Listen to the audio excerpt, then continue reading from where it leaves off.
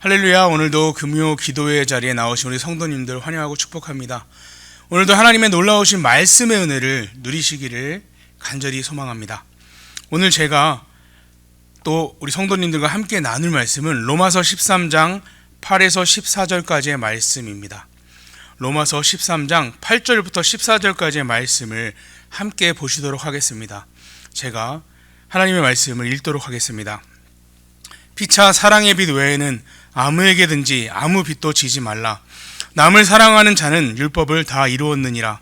간음하지 말라, 살인하지 말라, 도둑질하지 말라, 탐내지 말라 한 것과 그 외에 다른 계명이 있을지라도 내 이웃을 내 자신과 같이 사랑하라 하신 그 말씀 가운데 다 들었느니라. 사랑은 이웃에게 악을 행하지 아니하나니 그러므로 사랑은 율법의 완성이니라.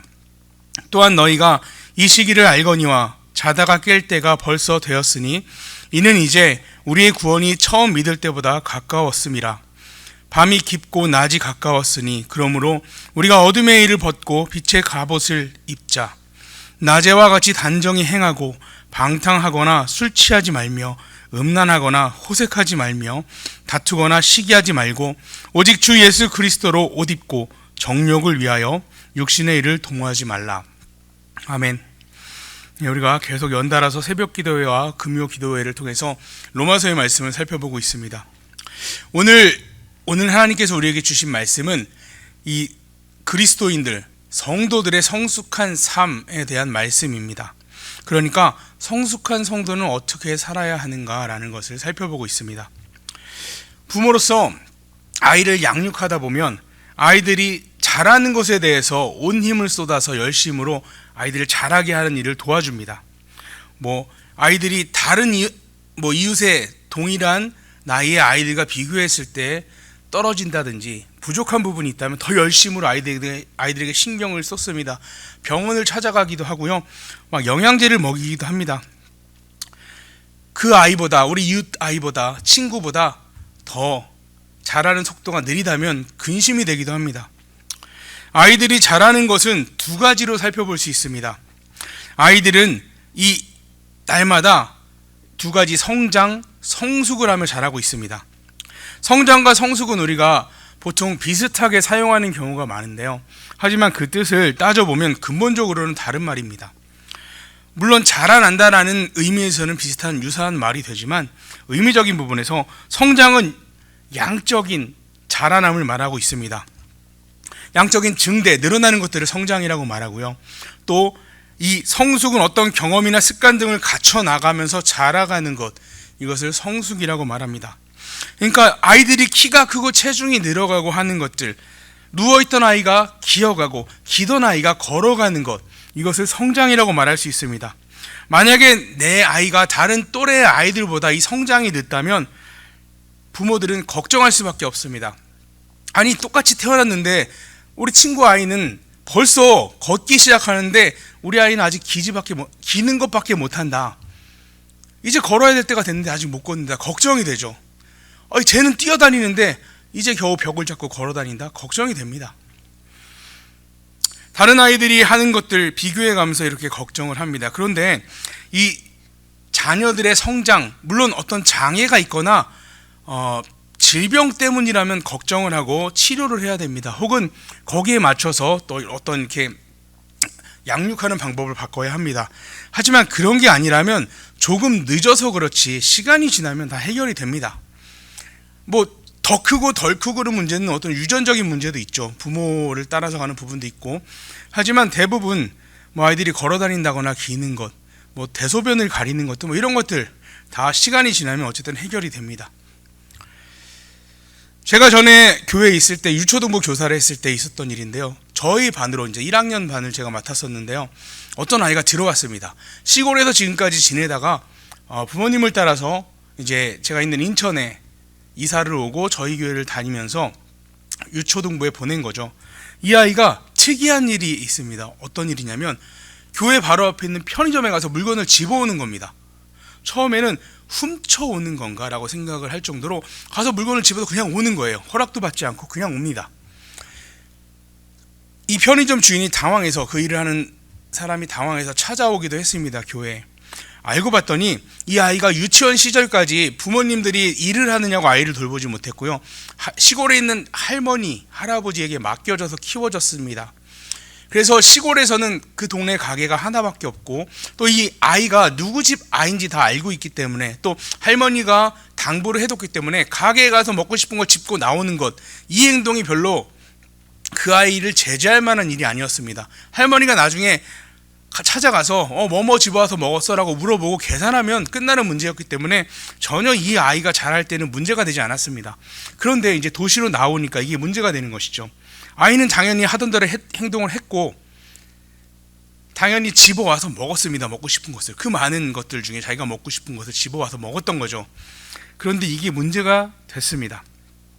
이런 것이 잘못됐음을 설명해주고 아이를 또 몇 번 가르치고, 이것이 반복되다 보니까 결국 이 아이는 여기에 맞게, 그 지역에 맞게 이제 또 변화가 되었습니다. 성장했죠. 성숙했습니다. 가르쳐 주어서 고칠 수 있었습니다. 물론 이런 문제는 심각한 문제는 아닙니다. 어떤 성숙을 논할 때 뭐 이렇게 사회성을 배워나가고 하는 부분들이기 때문에 심각한 문제는 아닙니다. 제가 전에 인터넷 영상에서 본 내용인데요. 어느 아들이 자기 엄마와 통화하는 내용, 그러니까 대화를 하는 내용이 나왔습니다. 사람의 모습은 나오지 않고 이렇게 얘기를 합니다. 엄마, 저 학교 가기 너무 싫어요. 떼를 쓰는 거죠. 학교 가기 싫다고 떼를 쓰는 아들의 목소리가 들렸고요. 엄마가 그래도 학교 가야지 라고 아들을 달랬습니다. 근데 아들은 끝까지 저는 학교 가기 싫어요 라고 떼를 썼습니다. 근데 마지막에 그 어머니가 했던 한마디가 그 이야기의 모든 것을 설명해 주었습니다. 그러니까 잘못됐다는 걸 설명해 줬었죠. 학생이 학교 가기 싫을 때도 분명히 있습니다. 그런데 그 사람은 학생이 아니었던 겁니다. 엄마가 이렇게 얘기합니다. 야, 그래도 네가 교수인데 학교를 가야지, 왜 안 가면 어떡하니? 이렇게 얘기한 것입니다. 물론 이게 뭐 실제 있었던 일은 아니고 어떤 재밌게 각색을 한 내용 같습니다. 하지만 이 시대를 풍자하는 어떤 내용 같은데요. 뭐 대학교 입학 원서를 내러 갈 때 부모님이 따라가거나 부모님이 자녀는 안 가고 뭐 여러 군데 내다 보니까 가서 내는 경우도 있습니다. 이거는 이제 너무나 흔한 이야기이기 때문에 얘기할 어떤 내용이 안 됩니다. 저 때만 해도 뭐 라떼라 그러는데요. 학생이 직접 가서 냈지 부모님이 대신 가서 하는 일이 별로 없었을 때이기 때문에 뭐 그때를 지내본 사람들에게는 뭐 정말 그렇단 말이야 라고 생각할 수 있지만, 지금은 너무 흔해져서 이제는 얘기할 부분도 안 됩니다. 이제 심지어는 어디까지 왔냐면, 다 큰 자녀가 회사를 이제 아프거나 여러 가지 사유로 무슨 일이 있어서 회사를 나가지 못한 일이 생길 때 엄마가 전화를 한다는 것입니다. 회사에 전화해서 제가 누구누구 엄마인데요, 우리 애가 오늘 무슨 일이 있어서 회사에 못 나갈 것 같아요 라고 전화를 한다고 합니다. 그러면 그 전화를 받은 직장 상사는 당황스러워서 어떻게 해야 될지 모르겠다라고 이야기를 한다는 것입니다. 그러니까 아이들이 육체적으로는 어른이 되었지만 아직 이 어른의 역할을 제대로 감당하지 못하는 성숙이 덜 된 모습을 갖고 있는 사람들이 많이 있다라는 것입니다. 고린도전서 13장 11절을 보면, 내가 어렸을 때에는 말하는 것이 어린아이와 같고 깨닫는 것이 어린아이와 같고 생각하는 것이 어린아이와 같다가 장성한 사람이 되어서는 어린아이의 일을 버렸노라. 아멘. 어린아이는 어린아이에 맞게, 어린아이에 맞게 살아가고, 또 어른은 어른의 행동에 맞게 살아가는 것, 장성한 후에는 어린아이의 일을 버리는 것, 이게 올바른 성숙입니다. 교회 안에서 많은 성도들이 있습니다. 교회 안에서 성도들, 정말 다양한 성도들이 있습니다. 물론 살아가는 삶의 다양성도 있고 나이의 다양성도 있지만, 가장 큰 다양성은 뭐냐면 이 믿음의 수준이 다른 사람들이 섞여 있다는 것입니다. 학교에 가면 1학년들, 2학년들, 3학년들 나눠서 가르치지만 교회 안에서는 다 같이 함께 생활합니다. 그래서 이제 갓 복음을 들은 신생아와 같은 믿음을 가진 사람들이 있고요. 또 복음을 듣고 믿은 지 50년, 60년이 되신 분들도 있습니다. 뭐 더 되신 분들도 있으시죠. 오래된 성도도 있습니다.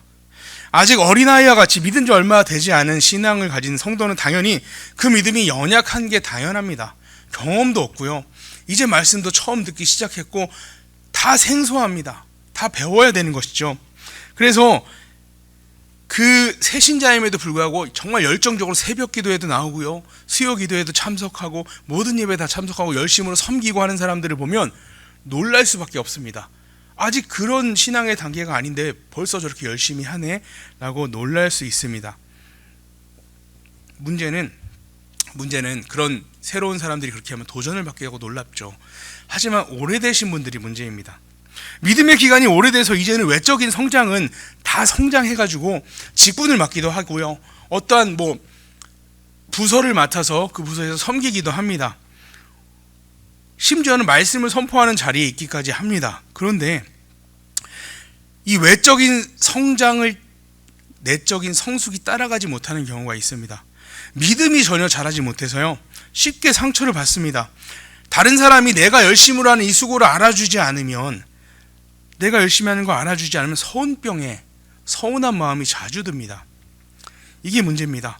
그 어른의 외모, 그 믿음의 그 연수를 바라보고 다가서는 사람들이 그 믿음의 연수가 있음에도, 성장하였음에도 불구하고 성숙하지 않은 그 모습을 볼 때 상처를 받는다라는 것입니다. 그렇기 때문에 이 오래된 신앙생활에도 불구하고 주변에 있는 모든 사람에게 상처를 줍니다. 더 큰 문제는 그나마 내가 그렇다라는 것을 알면은 해결이 됩니다. 내가 이렇게 오랫동안 신앙생활을 했음에도 믿음이 성숙하지 못했구나라는 것을 깨달으면 이제 문제는 해결이 됩니다. 그런데 이것을 깨닫지 못하시는 분들이 문제입니다. 아무리 하나님의 이 설교, 말씀, 선포를 듣고요, 직접 내가 하나님의 말씀을 읽어도 내가 그런 상태임을 깨닫지 못하는 분들이 문제인 것입니다. 이제 우리는 외적인 성장만이 아니라 외적인 성장만이 아니라 내적인 성숙을 해야 합니다. 그만큼 신앙생활을 오래 했으면 이제는 변할 때가 됐습니다. 오늘 사도 바울은 성숙한 성도가 어떻게 살아야 하는지를 이야기해 주고 있습니다. 갓 신앙생활을 시작한 사람이 아니고요, 이제 믿음의 연수가 많이 접어든 그 성도들이 어떻게 살아가야 하는지 거기에 대해서 이야기해 주고 있는 것입니다. 물론 믿은 지 얼마 안 되신 분도 동일하게 이렇게 살아야 합니다. 왜냐하면 우리가 나아갈 바이기 때문입니다. 이제 우리는 어떻게 신앙생활을 하는 것이 성숙한 성도의 삶을 사는 것인지 함께 말씀을 통해서 살펴보기를 원합니다. 정말 나의 믿음의 연조가 오래됐다면 더욱더 집중해서 이 성숙의 삶을 따라 살아야 되고요, 이제 믿은 지 얼마 안 됐다면 우리 나갈 바가 이것이라는 것을 깨닫고 또 우리의 삶을 이와 같이 맞춰 나가야 합니다. 오늘 먼저 첫 번째 구절인 8절을 제가 한번 읽어보겠습니다. 오늘 본문의 첫 번째 구절 8절 읽겠습니다. 피차 사랑의 빛 외에는 아무에게든지 아무 빛도 지지 말라. 남을 사랑하는 자는 율법을 다 이루었느니라. 아멘.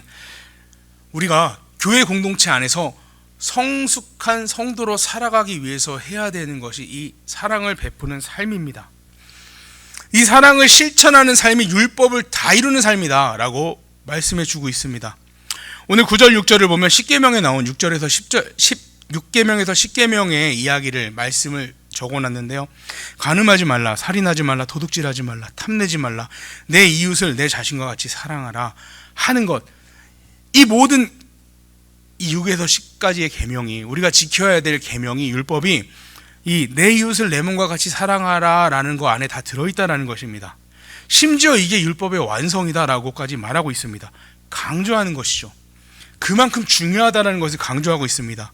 지금까지는 어린아이와 같이 내 자신만을 사랑하기를, 나만 바라봐 주기를, 나만 사랑해 주기를 원하는 삶을 살았다면 이제는 성숙한 성도로서 다른 사람을 내가 이제 사랑하고 배려하는 삶을 살아야 된다라고 말씀하고 있는 것입니다.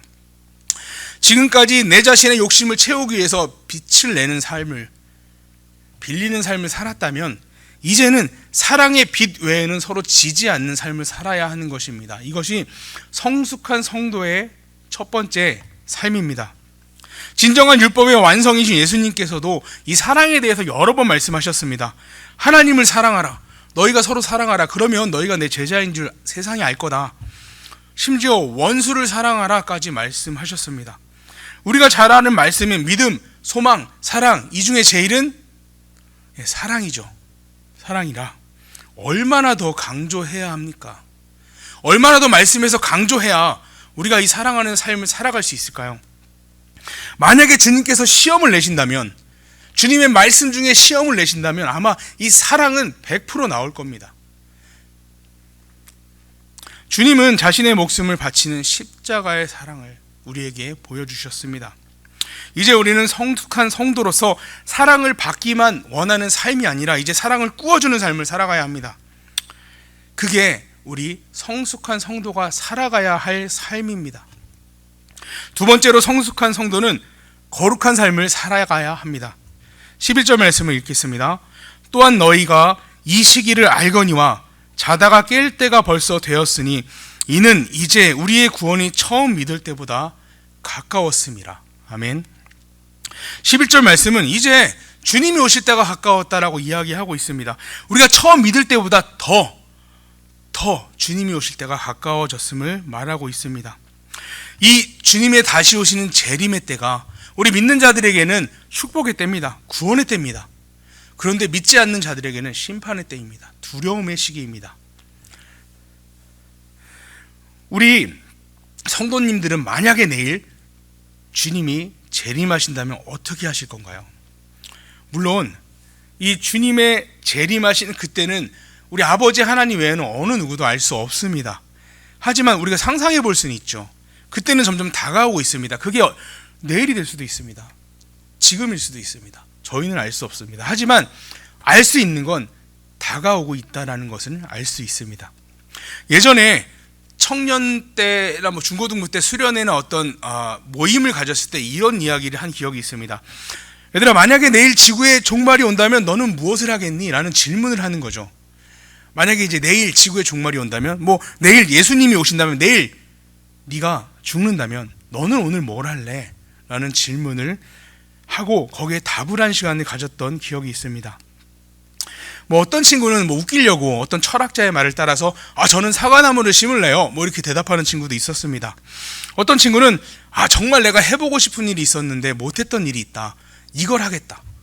또 어떤 친구는 이렇게도 얘기합니다. 내가 이거는 하지 말라고 해서 못했던 일이 있는데 그걸 하겠다라는 것이죠. 금지하는 일들이 있겠죠. 교회를 다니지 못하는 일들이라든가 각자 다르겠죠. 어쨌든 그렇게 대답한 친구도 있었습니다. 또 어떤 사람은 이걸 하겠다, 저걸 하겠다, 하여튼 많은 대답들을 했습니다. 제가 한 대답은, 그때 저는 리더 쪽에 어쨌든 좀 오랫동안 신앙생활을 모태신앙이기 때문에 좀 멋있는 말을 해야 된다는 강박관념도 있었고 또 이런 생각을 했던 것 같습니다. 어떤 대답을 했냐면요, 사랑하는 가족들과 시간을 보내겠다라고 이야기를 했던 기억이 납니다. 주님이 재림하시는 때, 그 마지막 때를 다시 한번 생각해보는 질문이었죠. 지금 만약에 그 질문을 한다면 그 답은 이제는 다를 것 같습니다. 여러분은 어떠신가요? 내일 주님이 재림하신다면, 나의 이 땅에서의 호흡이 끊어진다면 오늘 무엇을 하실 건가요? 주님이 재림하시는 때는 심판의 때입니다. 심판대 앞에 설 때, 그때가 주님께서 재림하시는 때입니다. 모든 인류가 이제 하나님 앞에 서는 거예요. 심판을 받는 것입니다. 그때가 주님이 다시 오는 때입니다. 공의의 하나님을 만나야 하는 때입니다. 구약 때 대제사장은 하나님을 만나기 위해서 지성소에 들어갈 때 그 하나님을 만나기 위해서 자신의 거룩함을 유지하려고 노력했습니다. 죄의 근처는 가지도 않으려고 했고요, 부정한 것은 만지지도 않으려고 했습니다. 또 하나님을 만난 사람들이 하나님 앞에서 한 고백들, 이제 나는 죽게 되었습니다. 죄가 있는 나는 죄가 없으신 하나님의 빛 앞에 가니까 나의 죄가 모두 드러나서 나는 죽을 수밖에 없습니다 라고 고백했던 성경 말씀들이 있습니다. 이사야서 6장 5절에 이사야 선지자가 하나님을 만나고 한 고백입니다. 그때 내가 말하되 화로다, 나여 망하게 되었도다. 나는 입술이 부정한 사람이요, 나는 입술에 부정한 백성 중에 거주하면서 만군의 여호와이신 왕을 배웠음이로다 하였더라. 아멘. 하나님 앞에 가면 이 죄가 드러날 수밖에 없습니다. 숨길 수가 없습니다. 마지막 때가 가까웠음을 안다면 우리는 우리 자신이 거룩해지는 데 힘을 써야 합니다. 내가 해보고 싶은 일을 하고 내가 하지 못하게 하는 일을 하고 이런 것이 아니고요, 이제 하나님을 만날 준비를 해야 될 때인 것입니다. 자기 자신의 죄를 회개하고 내어놓고 하나님께 무릎 꿇어야 할 때가 이때입니다. 자신의 삶을 돌봐야 합니다. 죄된 행동을 이제는 그만두어야 합니다. 돌이켜야 합니다. 성숙한 성도는 이제 주님께서 재림하실 날이 얼마 남지 않았음을 아는 자들입니다. 이제 방탕한 삶을 청산해야 될 때입니다. 단지 그냥 교회만 왔다 갔다 하는 삶이 아니라 이제 성숙한 성도라면 주님이 다시 오실 날이 얼마 남지 않았음을 알고 나의 삶이 더욱 거룩해지도록 노력하는 삶을 살아야 한다는 것입니다. 이제 성숙한 성도는 어둠의 일을 벗어버리고 거룩의 갑옷을 입어야 합니다. 전에 살았던 어둠의 삶을 줄이는 정도가 아니라 그냥 조금 줄여보지가 아니라 완전히 벗어버리는 삶을 살아야 합니다. 밝은 빛 속에 거하는 자처럼 살아야 합니다. 우리가 하나님 앞에서 죄를 가릴 수 있는 사람은 아무도 없습니다. 구원을 받았으니까, 이제 나는 예수 그리스도를 믿어서 하나님의 은혜로 구원을 받았으니까 끝이야. 이것이 우리 성도의 삶이 아니라 이제 구원을 받았으면 이제 시작입니다. 이제는 구원받은 이후로 날마다 더욱 거룩해지는 삶을 살아야 하는 것, 이게 우리 성도의 삶의 시작이 구원입니다. 구원받기 전에는 모르죠. 이제 구원을 받았으니까, 나는 예수 그리스도를 하나님의 은혜를 믿으니까 이제는 나의 삶이 더욱더 거룩해지기에 노력해야 된다는 것입니다. 날마다 거룩해지는, 날마다 죄와 멀어지는, 날마다 하나님을 닮아가는 삶, 이게 성숙한 성도의 삶입니다. 날마다 거룩하여지는 정도, 이게 성숙의 정도인 것입니다. 우리 성숙한 성도는 날마다 거룩해지는 삶을 살아야 합니다. 세 번째로, 성숙한 성도는 주님과 동행하는 삶을 사는 자들입니다. 14절 말씀에 오직 주 예수 그리스도로 옷 입고 정욕을 위하여 육신의 일을 도모하지 말라. 아멘. 이 거룩해지는 삶, 우리의 힘으로 살 수 있는 삶은 아닙니다. 왜냐하면 이 거룩이라는 것 자체가 하나님의 속성이기 때문입니다. 거룩함, 죄가 없는 상태, 정결한 상태, 깨끗한 상태를 말하죠. 이거는 우리 사람이 살 수 있는 삶이 아닙니다. 그렇기 때문에 우리는 철저하게 주님의 도우심을 입어야 합니다. 이 성숙한 성도는 그래서 주님과 동행하는 삶을 살아야지만 합니다. 그래야 거룩한 삶을 살 수 있고, 그래야 사랑이신 예수 그리스도를 닮아서 사랑을 실천할 수 있기 때문입니다. 이제 지금까지 정욕과 육신이 도모하는 삶을 살았다면 이제 우리는 성숙한 성도로서 예수 그리스도와 함께 동행하는 삶을 살아가야 합니다. 우리의 행동 하나에서 말 한마디까지 주님을 닮아가는 삶, 주님과 동행하는 삶을 사는 것, 이게 성숙한 성도의 삶입니다. 아이가 균형 있게 외적으로 내적으로 균형 있게 성장한다면 그 아이는 부모의 기쁨이 될 겁니다. 아이가 육체도 잘 자라고요, 육신도 잘 자라고 생각도 잘 자라서 성숙한다면 당연히 이 아이는 부모의 자랑일 수밖에 없습니다. 어디 가서도 막 자랑하겠죠, 자기 자녀를. 마찬가지로 우리 성도들이 내적으로나 외적으로, 겉으로 보기에 연수가 오래됨, 또 내적으로도 날마다 거룩하여지는 삶을 산다면 아마 우리 아버지 하나님도 우리를 더욱더 자랑스럽게 여기시지 않을까 하는 생각을 해보게 되었습니다. 정말 우리 대구선한교회 성도들도, 우리 성도님들도 내적으로나 외적으로나 균형 있게 성숙하는, 성장하는 삶을 사시기를 축복합니다. 이제 내가 교회에서 얼마나 됐는데 라고 기간을 자랑하는 게 아니라 더욱더 하나님을 닮아가는 모습을 통해서 정말 균형감 있게 우리의 삶이 성도에 알맞는, 성숙한 성도에 알맞는 삶으로 살아가기를 축복합니다. 또 아직 신앙의 연조가 믿은 지 오래되지 않은 분들은 더욱더 우리가 살아가야 할 방향이 어디인지를 깨달을 수 있는 시간이 되기 바랍니다. 정말 하나님을 기쁘시게 하는 성장, 성숙한 성도가 되기를 축복합니다. 기도하겠습니다. 사랑과 은혜가 충만하신 아버지 하나님, 정말 오늘 또 이렇게 말씀을 듣게 하신 은혜 감사드립니다. 아버지 하나님, 지금까지 저희가 어린아이와 같은 신앙 속에 살았음을 고백합니다. 나를 더 사랑해 주기를 바라고, 나의 정말로 지금 노고를 알아주길 바라고, 주님 받기만을 바랬습니다. 이제는 주님 신앙의 연조에 맞게 성숙하게 하여 주시옵소서. 우리의 믿음이 성숙하여서 이제는 사랑을 실천하고, 이제는 하나님을 더욱더 닮아가서 거룩하여지고 또 예수 그리스도와 동행하는 삶을 살 수 있도록 은혜 베풀어 주시옵소서. 하나님 닮기 소망합니다. 하나님 사랑하기 원합니다. 아버지 하나님, 우리 안에서 이것을 실천할 수 있도록 도와주시옵소서. 우리의 힘으로 절대로 할 수 없습니다. 오직 하나님의 도우심을 구합니다. 예수 그리스도를 닮아 정말로 사랑을 실천케 하여 주시옵소서.